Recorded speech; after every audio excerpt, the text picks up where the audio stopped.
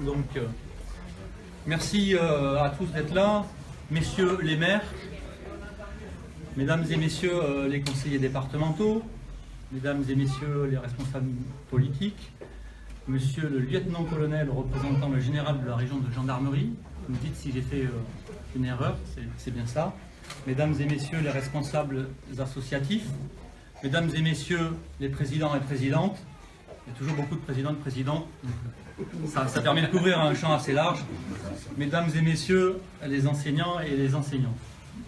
C'est une première pour moi, d'abord ce marathon des vœux dans lequel j'ai croisé beaucoup d'entre vous, et ensuite le fait d'être moi-même sur cette quasi-ligne d'arrivée de cette course de fond. Je crois qu'après moi il y aura encore quelques heureux coureurs de fond, mais ils se font de plus en plus rares.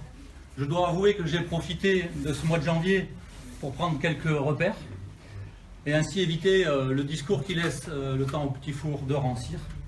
Rassurez-vous, je ne vise personne ici, vraiment, mais si vous voulez le nom du recordman de la durée, je pourrais vous le livrer en privé, en off, juste après, mais soyez rassurés, personne n'est ici sur ce challenge des préséances protocolaires. Je vous présente sans attendre mes vœux de santé et de bonheur pour vous, vos proches et les gens qui vous sont chers. Cette année 2018, je souhaite qu'elle soit porteuse d'espoir pour tous, pour nos concitoyennes et concitoyens, dans la circonscription, mais aussi dans le département. Je vois ici quelques amis qui sont venus en voisin, et également pour le pays dans son entier. Cet espoir, je m'applique à le faire vivre partout où je peux être utile au grand nombre, aux plus fragiles, bref, à l'intérêt général. Cet espoir, je m'attache aussi, avec les collègues de mon groupe parlementaire, à le transformer en un avenir. Ma famille politique, notre famille politique, pour ceux qui s'y reconnaissent, porte depuis bien longtemps, au moins 5 siècles, des valeurs humanistes. Nous avons le devoir de poursuivre ce fil.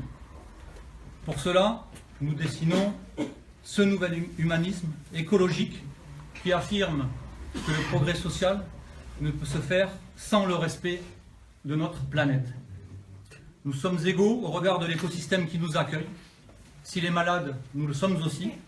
S'il est bouleversé, nous serons toutes et tous emportés. Cette urgence est maintenant une priorité, la priorité. Je me félicite d'ailleurs ici de la victoire toute récente, la victoire militante à Notre-Dame-des-Landes contre le projet climaticide d'aéroport.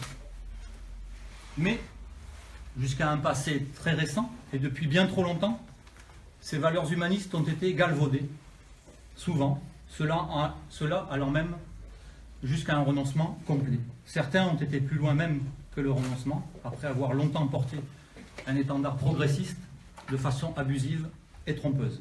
À cette heure, ils combattent même l'idée de fraternité, troisième pilier de notre triptyque républicain, mais pas le moindre. J'y reviendrai juste après. Ces trahisons, ce réalisme politique qui permet à un député de voter contre un budget, puis le défendre la semaine suivante depuis le banc des ministres, toutes ces trajectoires tordues, Coluche disait, fort à propos, les hommes politiques, c'est 2 ans de droit et tout le reste de travers. Tout cela est un éteignoir des consciences, mais aussi le moteur puissant du dégagisme ambiant. L'abstention croissante d'une échéance électorale à l'autre en est pour moi l'expression. Alors qu'ils partent, qu'ils laissent la place, nous sommes prêts. À cet instant, je veux donc revenir sur la fraternité dont je vous parlais. Je vais le dire de façon claire, sans ambiguïté. Nous avons ce devoir, celui d'accueillir les réfugiés dignement, étudier leur situation et protéger ceux qui doivent l'être. Nous ne devons pas laisser croire que notre pays n'est pas en mesure de le faire pour de fallacieux prétextes économiques. Prétendre que l'on peut dissuader de l'exil des gens qui sauvent leur peau est irréaliste. Laisser la Méditerranée devenir un cimetière, c'est perdre toute humanité. Je ne pourrai jamais m'y résoudre. Aussi, attendez-vous cette année encore à rencontrer et à entendre souvent, dans de nombreuses occasions, le mouvement dont je suis finalement le porte-voix pour réveiller les consciences et les utopies, lutter contre les inégalités qui se creusent et tracer un chemin rectiligne. Alors, je J'ai utilisé ce mot de porte-voix, ce qui est une manière habile, un petit peu d'autosatisfaction, d'aller vers mon premier journal de mandat qui porte ce même titre, porte-voix. Vous pouvez le trouver sur les tables pour ceux qui voudront s'y intéresser.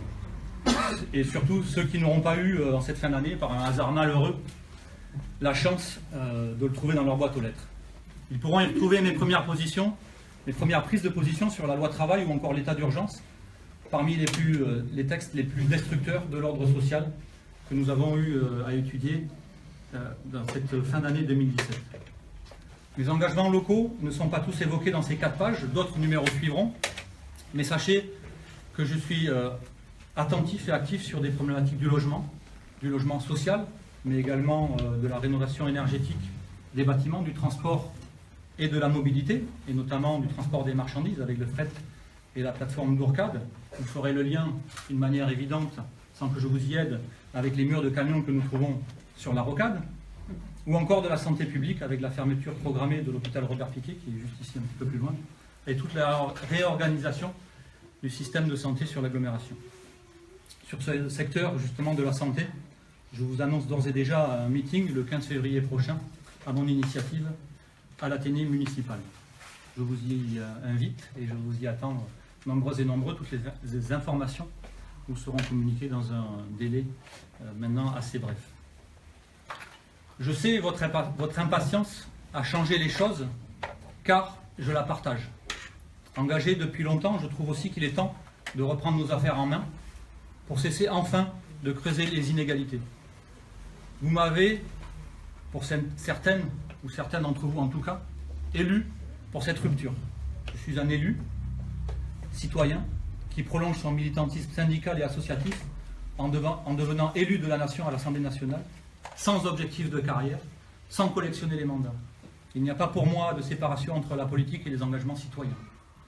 Soyez assurés que je garderai cette singularité et que mon action continuera à défendre nos biens communs. Soyez aussi assurés de ma bienveillance dans nos relations, à 2 conditions. D'abord que vous soyez au clair concernant vos convictions, et ensuite que nos échanges aient comme objectif de servir l'intérêt général. L'opportunisme et l'individualisme m'insupportent. Voilà donc rapidement évoqué quelques sujets sur lesquels, vous l'avez compris, nous aurons à reconstruire. Nous préparons les briques une à une pour bâtir cet avenir social et écologique.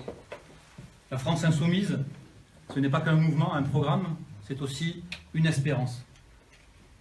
Je vous invite à ne plus jamais abandonner vos convictions au nom d'un principe de réalité. La réalité, ce sont les rêves d'hier que nous accomplissons. On arrive presque au bout de ce court discours que je souhaite terminer par quelques mots de Paul Éluard.